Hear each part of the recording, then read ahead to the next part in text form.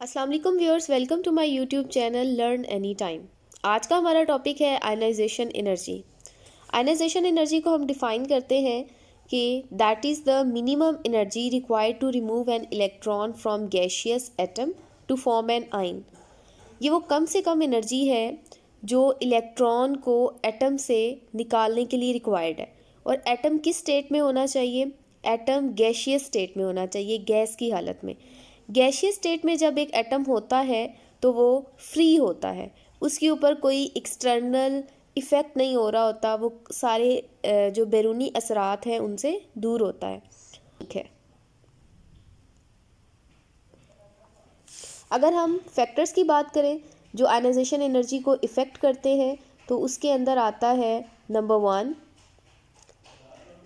Atomic radius.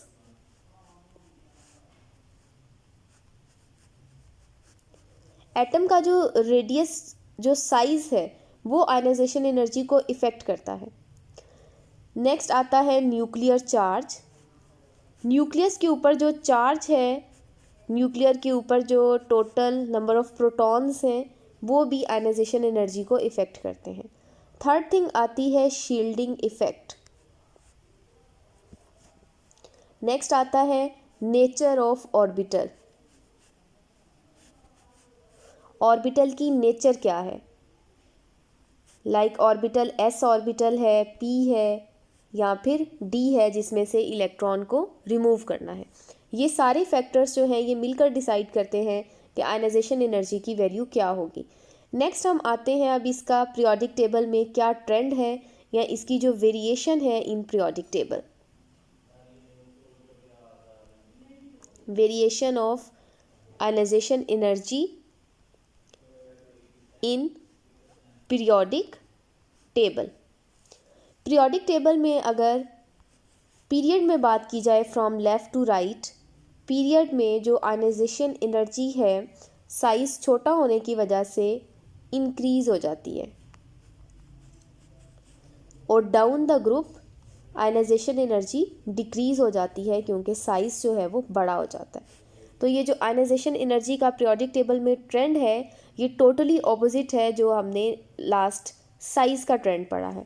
अब next हम आते हैं इसकी रीज़न की तरफ कि why ionization energy increases from left to right in a period. Period में क्या फैक्टर्स हैं जो कि आयनाइजेशन एनर्जी की वैल्यू को इंक्रीज़ कर देते हैं? इसमें नंबर 1 आता है न्यूक्लियर चार्ज।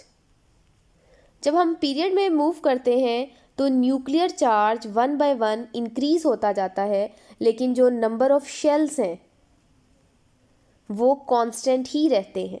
शेल्स का नंबर जो है वो इंक्रीज़ नहीं होता।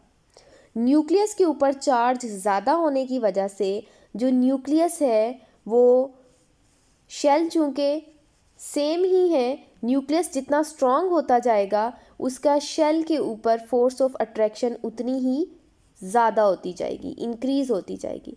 जब फोर्स ऑफ अट्रैक्शन न्यूक्लियस और आउटरमोस्ट शेल की ज़्यादा है तो जो इलेक्ट्रॉन हमने रिमूव करना होता है आयनाइजेशन एनर्जी में वो आउटरमोस्ट शेल से रिमूव किया जाता है।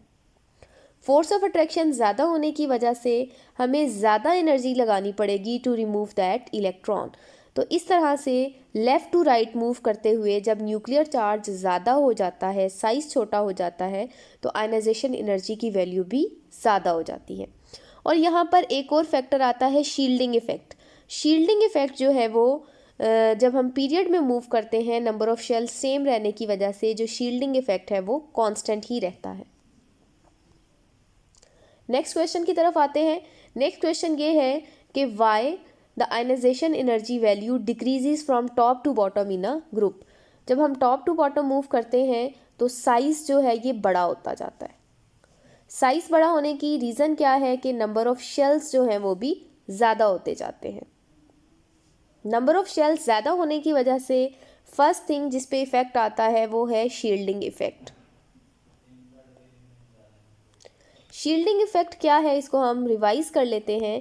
शील्डिंग इफ़ेक्ट वो इफ़ेक्ट है जो कि न्यूक्लियस और आउटरमोस्ट शेल के दरमियान जो अट्रैक्शन है उसको कम कर देता है, और इसकी रीज़न होती है ये अंदर वाले shells. Down the group move करते हुए नंबर ऑफ शेल्स ज़्यादा होने की वजह से शील्डिंग इफेक्ट भी ज़्यादा हो जाता है। शील्डिंग इफेक्ट ज़्यादा होने की वजह से जो फोर्स ऑफ अट्रैक्शन है न्यूक्लियस और आउटरमोस्ट शेल के दरमियान वो कम हो जाएगी। फोर्स ऑफ अट्रैक्शन कम होने की वजह से अल्टीमेटली क्या होगा, इलेक्ट्रॉन बहुत आसानी के साथ जो है वो आउटरमोस्ट शेल का रिमूव हो जाएगा। इन द रिजल्ट जो आयनाइजेशन एनर्जी की वैल्यू है वो क्या हो जाएगी, डिक्रीज हो जाएगी। ये उसकी रीजंस हमने पढ़ी हैं।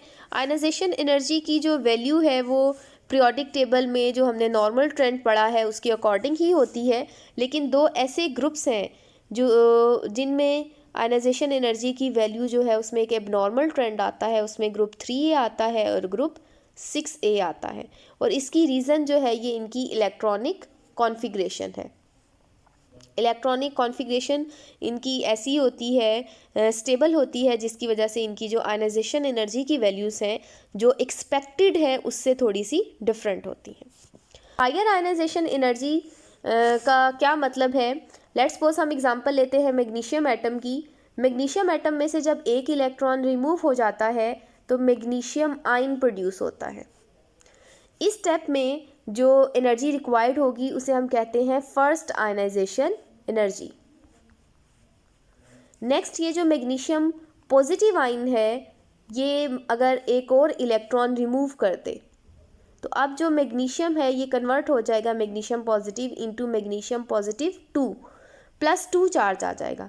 इस स्टेप में जो आयनाइजेशन एनर्जी होगी इसे हम कहेंगे second ionization energy. Second ionization energy की जो वैल्यू होती है वो फर्स्ट आयनाइजेशन एनर्जी के मुकाबले में ज़्यादा होती है। इसकी रीज़न क्या है कि अब जो इलेक्ट्रॉन हम रिमूव कर रहे हैं वो हम एक न्यूट्रल एटम में से नहीं रिमूव कर रहे बल्कि हम एक पॉजिटिव केटाइन में से रिमूव कर रहे हैं, और केटाइन का साइज़ अपने एटम की निस्बत जिससे वो बना है उसकी निस्बत छोटा होता है। इसलिए जो सेकेंड आयनाइजेशन एनर्जी की वैल्यू है वो ज़्यादा होती है एज़ कम्पेयर टू फर्स्ट। इसी तरह से जितनी भी हायर आयनाइजेशन एनर्जी की वैल्यूज़ होंगी third and fourth and so on, उनकी एनर्जीज़ पहले जो आयनाइजेशन एनर्जीज़ हैं फर्स्ट एंड सेकेंड उनकी निस्बत ज़्यादा होगी। इसी तरह से जो आयनाइजेशन एनर्जी है वो हमें इंडिकेशन देती है about the metallic character. Metallic character जो है ये भी एसोसिएटेड है with ionization energy. Metallic character जो है वो जितनी आयनाइजेशन एनर्जी की वैल्यू कम होगी उतना ही जो मेटेलिक कैरेक्टर है वो ज़्यादा होगा। डाउन द ग्रुप जब हम मूव करते हैं तो आयनाइजेशन एनर्जी की वैल्यू कम हो जाती है, metallic character down the group जाते हुए क्या हो जाता है, ज़्यादा हो जाता है, इंक्रीज़ हो जाता है। इसी तरह से अलॉन्ग द पीरियड अगर हम मूव करें तो आयनाइजेशन एनर्जी की वैल्यू जो है वो क्या हो जाती है, आयनाइजेशन एनर्जी की जो वैल्यू है वो इंक्रीज़ हो जाती है, जिसकी वजह से मेटेलिक कैरेक्टर जो है वो डिक्रीज़ हो जाता है। इसीलिए हम देखते हैं कि पीरियोडिक टेबल की जो राइट साइड है वहाँ पर क्या है, इस साइड पे पीरियोडिक टेबल में नॉन मेटल्स हैं और स्टार्ट में क्या है, मेटल्स हैं। आज की वीडियो में हमने आयनाइजेशन एनर्जी, इसके जो है पीरियोडिक टेबल में ट्रेंड्स और उसकी रीजंस पढ़ी हैं, और साथ में हमने हायर आयनाइजेशन एनर्जी और मेटेलिक कैरेक्टर का टॉपिक भी पढ़ा है। मैं उम्मीद करती हूँ आज के जितना हमने पढ़ा है वो आपको समझ आ गया होगा। मज़ीद इसी तरह की वीडियोस के लिए मेरे चैनल को सब्सक्राइब करना मत भूलें। अल्लाह हाफ़िज़।